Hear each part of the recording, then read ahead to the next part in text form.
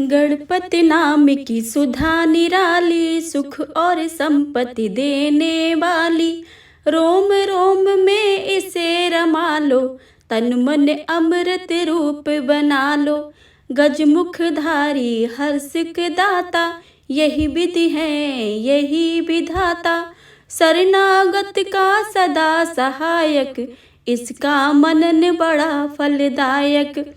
ओम गंग गणपतये नमः। प्रेम से बोलिए गणेश भगवान की जय। हे प्रिय भक्तजनों, आज ज्येष्ठ मास संकष्टी चतुर्थी का व्रत है और आप सभी रसपान करेंगे संकष्टी चतुर्थी संपूर्ण व्रत कथा तथा चौथ माता की कथा। तो आप सभी भक्तों से विनम्र अनुरोध है कि कथाओं को भक्ति भाव से और प्रसन्न मनचित से पूरा अवश्य सुने और कमेंट बॉक्स में गणेश भगवान की जय लिखना बिल्कुल भी मत भूलिएगा। आइए श्रद्धा और प्रेम से आज की कथा का रसपान करते हैं। जय श्री गणेश। एक समय की बात है जब कैलाश में माता पार्वती और भगवान गणेश विराजमान थे। तब 12 माह की गणेश चतुर्थी का प्रसंग चल रहा था। तब माता पार्वती ने कुतूहलवश गणेश भगवान से पूछा, हे पुत्र, ज्येष्ठ मास कृष्ण पक्ष की चतुर्थी को तुम्हारे किस स्वरूप की पूजा की जाती है और उसका विधान क्या है, वो मुझसे कहो। माता पार्वती की जिज्ञासा को शांत करते हुए भगवान गणेश ने कहा, हे माता, चैत्र माह की कृष्ण पक्ष की आने वाली चतुर्थी को मेरे भालचंद्र स्वरूप की पूजा करनी चाहिए।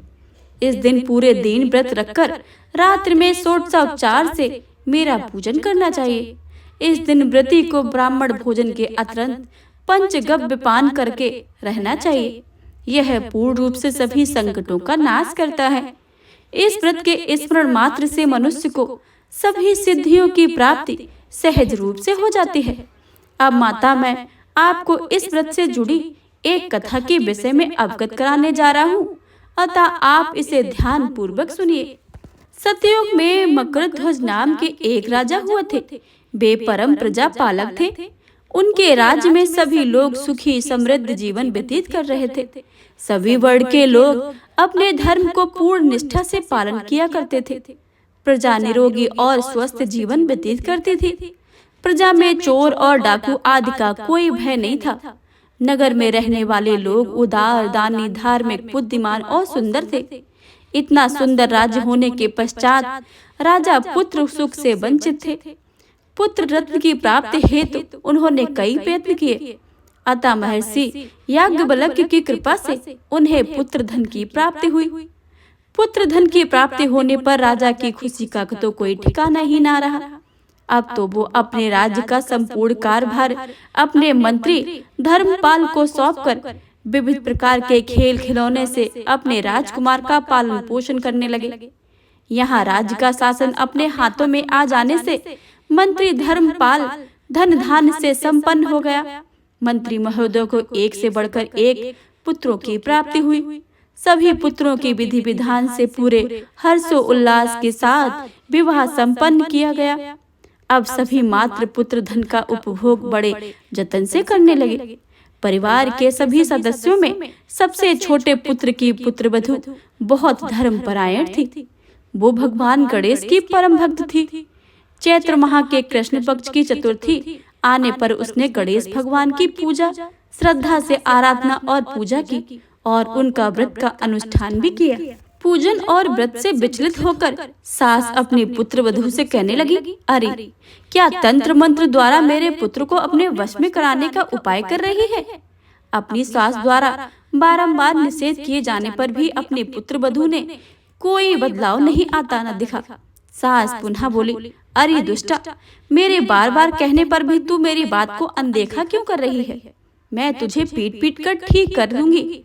मुझे यह सब तांत्रिक अविचार पसंद नहीं है। अपनी सास की बात सुनकर पुत्र वधू ने विनम्रता से कहा, हे सासू माँ, मैं संकटनाशक गणेश भगवान का व्रत कर रही हूँ। यह व्रत अनुष्ठान करने से मनोवांछित फल की प्राप्ति होती है।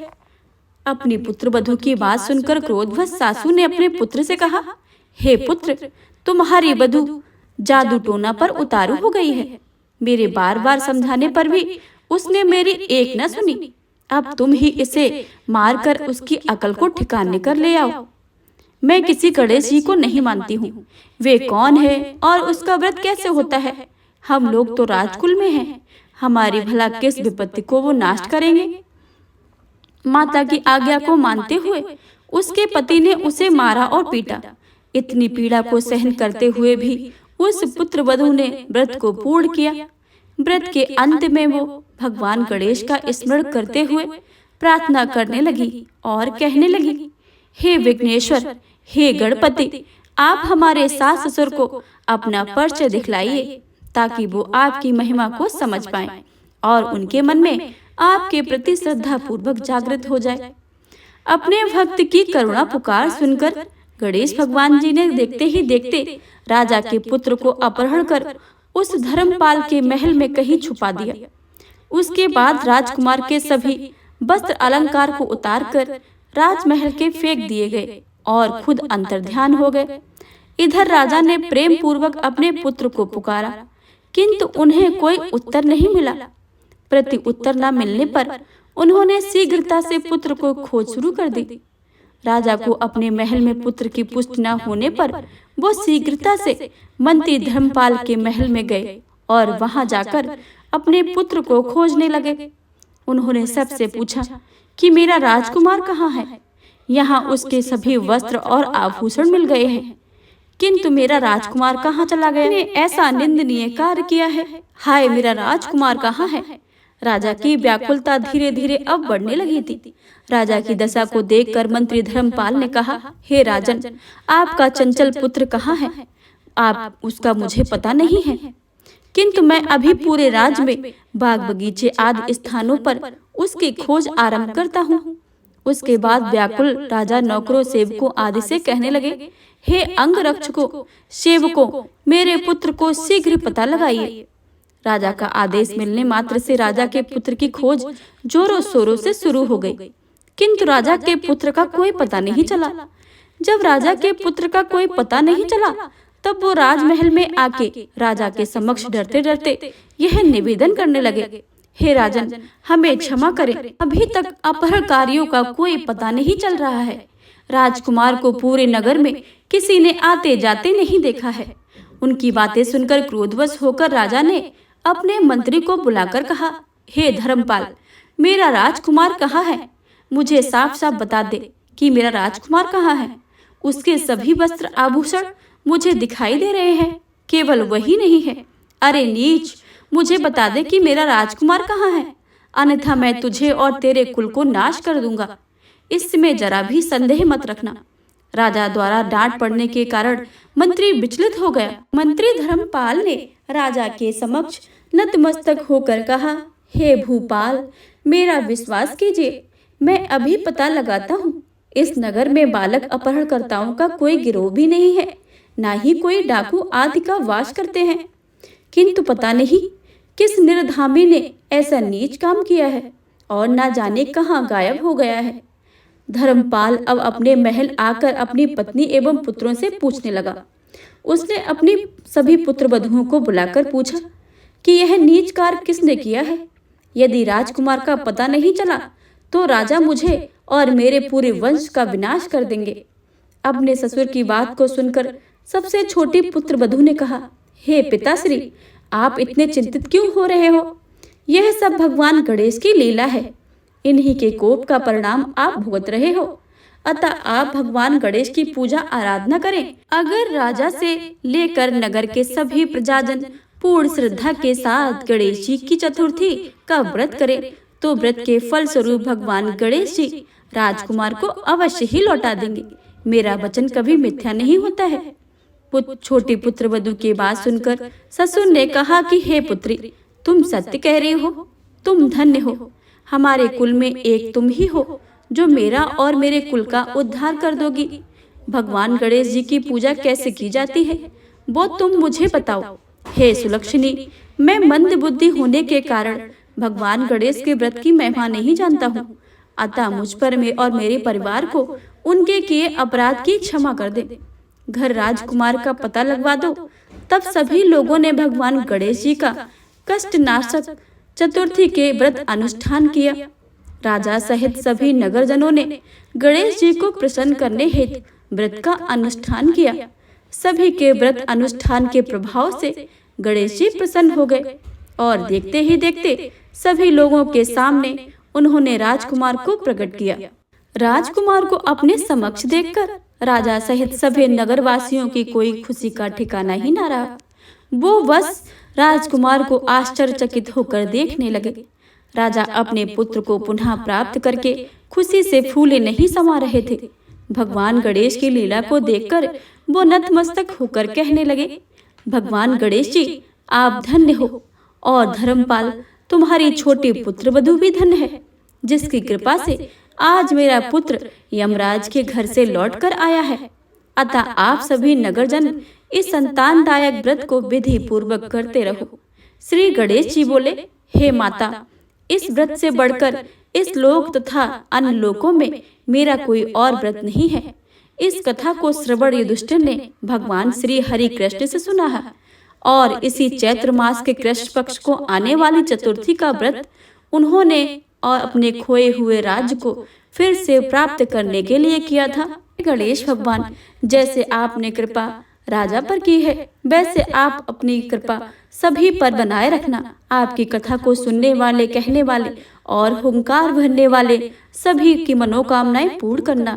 तो प्रेम से बोलिए, गणेश भगवान की जय।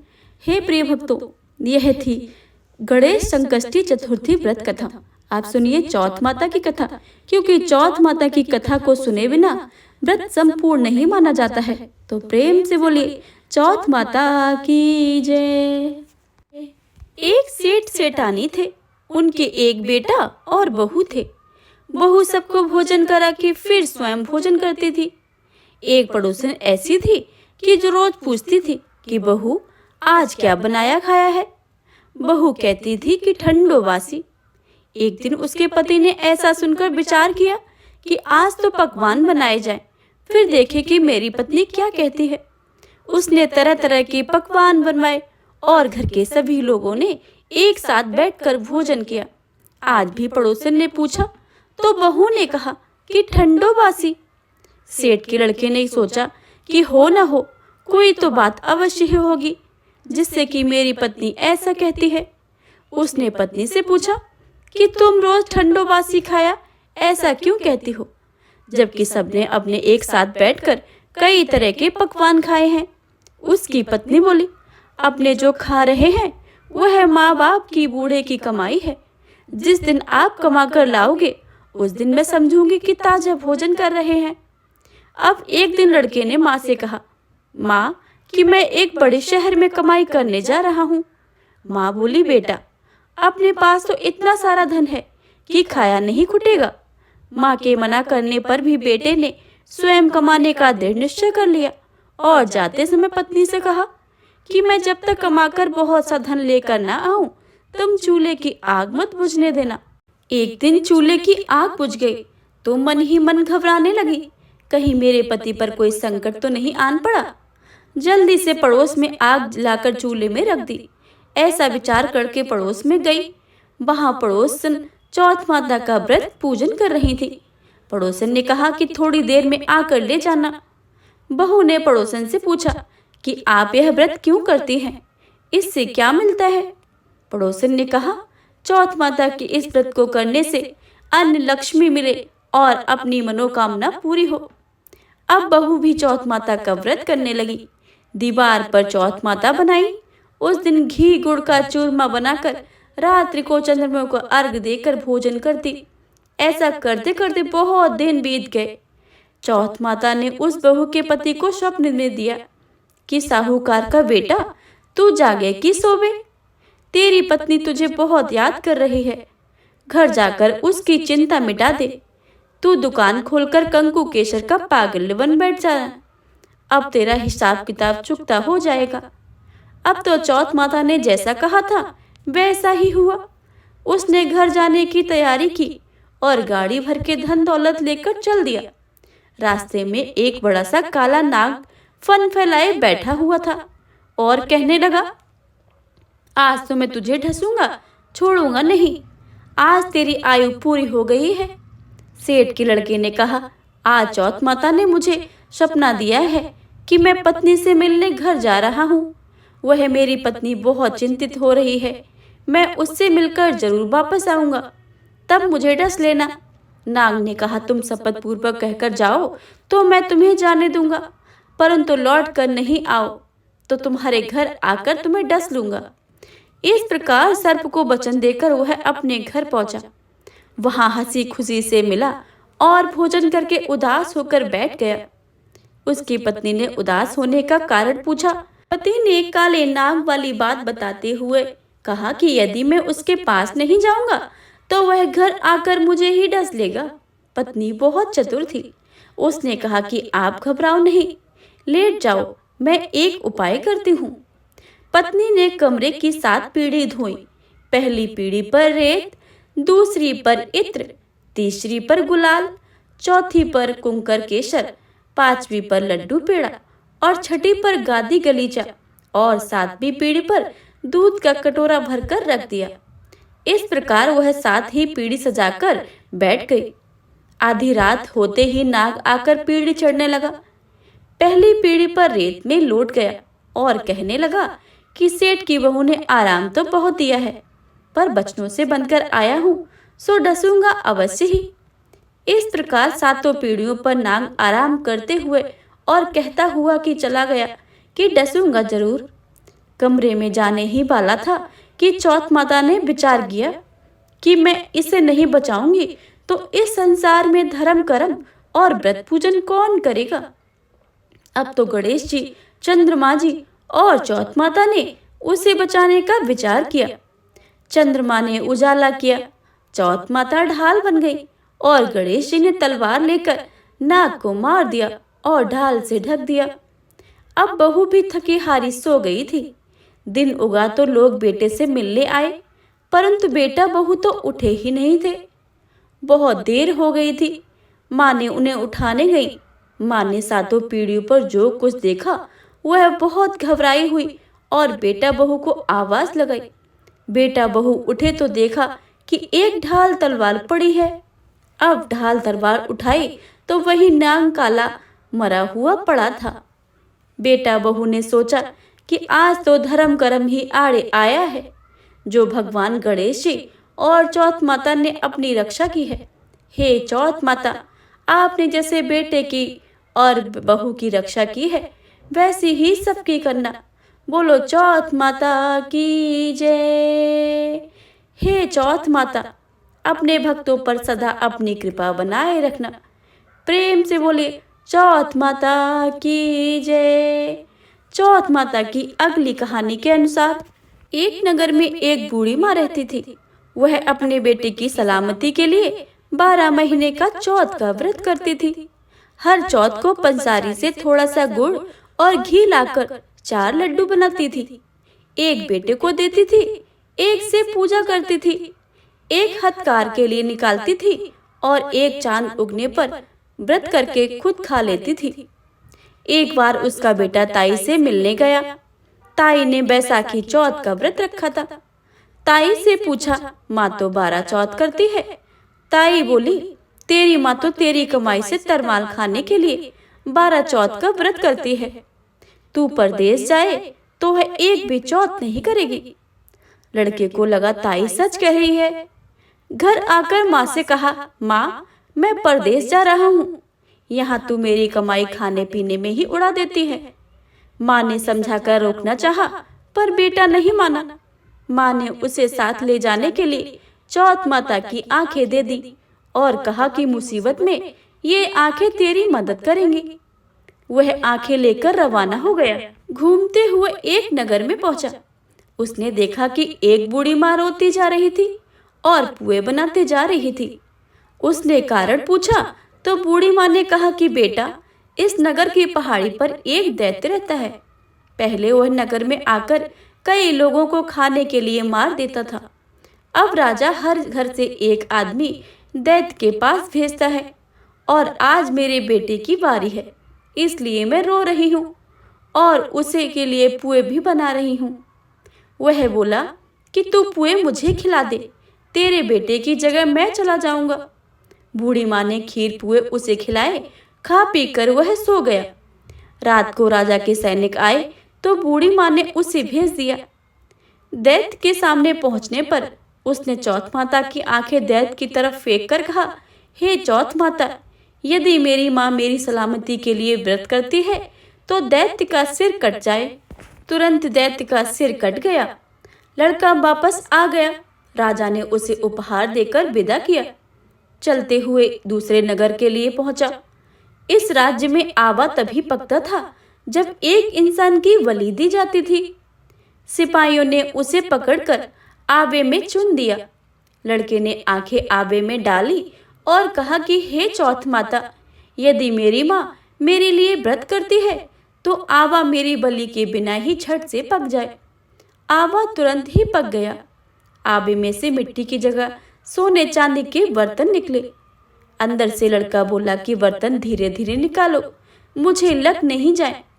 राजा ने उसे निकलवाया और पूछा कि इस आवे से तुम कैसे बच गए हो।